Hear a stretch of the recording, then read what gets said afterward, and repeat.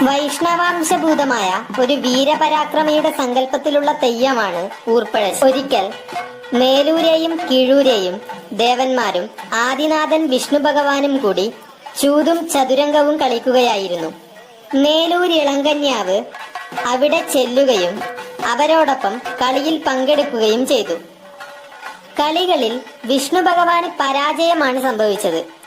രാജ്യം വാഴുവാൻ തക്കതായ ഒരു പൊന്മകന് വരം തരണമെന്ന് ആ കന്യാവ് ഭഗവാനോട് അപേക്ഷിച്ചു.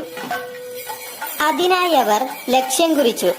7-ാം ദിവസം മേലൂരിളങ്കന്യാവ് ഗംഗാരൂപം ധരിച്ച് ഗംഗയിലെത്തി. മായാരൂപം ധരിച്ച് വിഷ്ണു ഭഗവാനും വന്നു. അങ്ങനെ വയറ്റകത്ത് പ്രസാദം ലഭിച്ച അവൾ തന്റെ കോട്ടയിലേക്ക് മടങ്ങി. അതോടെ അവൾക്ക് ഗർഭമുണ്ടായി. ഈറ്റില്ല മണിമാടം പണി കഴിപ്പിച്ചു. അവിടെ വച്ചാണ് അവൾ ഒരു പൊന്മകന് ജന്മം നൽകിയത്. മേലൂർ ദേരപ്പൻ എന്ന് അവൻ അറിയപ്പെട്ടു. ജനനം മുതൽ അവൻ തന്റെ ദിവ്യാത്ഭുത ശക്തികൾ പ്രകടമാക്കുകയുണ്ടായി.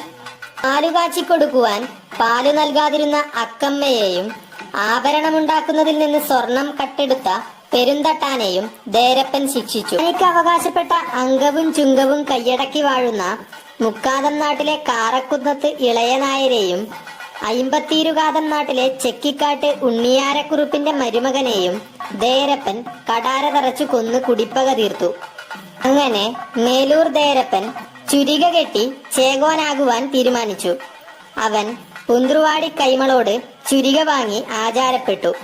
അതിനുശേഷമാണ് ദേരപ്പൻ ബാലുശ്ശേരി കോട്ടയിൽ ചെന്ന് ചങ്ങാതിയായ വേട്ടയ്ക്കൊരു മകനെ കാണുന്നത്. അവിടെ നിന്നും തിരുമുടിക്ക് അരിവിളയാടി പിന്നെ മേലൂർ കോട്ടയിലേക്ക് മടങ്ങി വരുന്നു. മേലൂർ കോട്ടയിൽ പെറ്റമ്മയും ആദിനാഥൻ വിഷ്ണു ഭഗവാനും അരിയിട്ടനുഗ്രഹിച്ചു. മേലൂർ കോട്ട, മേക്കിലൂർ മേൽമാടം, കീക്കിലൂർ കീഴ്മാടം, പുഷ്പവള്ളി കളരി, മാതിരങ്ങോട്ട് മാടം, കോതിരങ്ങോട്ട് ചിറ്റാരി, വയനാട്ട് കോട്ട എന്നിവയ്ക്കധിപനായി പഴയനാട്ടെ 60 കുറുപ്പന്മാരോടും 1200 നേർച്ചങ്ങാതികളോടും കൂടി ഊർപ്പഴശ്ശിക്കാവിൽ നിന്ന് പട്ടം കെട്ടി മുടികമിച്ച് മേലൂർ ദേരപ്പൻ മുടിയൻ ക്ഷത്രിയ രാജാവായി 12 കൊല്ലം വാണു. ഊർപ്പഴശ്ശിക്കാവിൽ ഒരു വ്യാഴവട്ടക്കാലം വസിച്ചതുകൊണ്ടാണ് ദേരപ്പന് ഊർപ്പഴശ്ശി ദൈവം എന്നു പേര് ലഭിച്ചത്.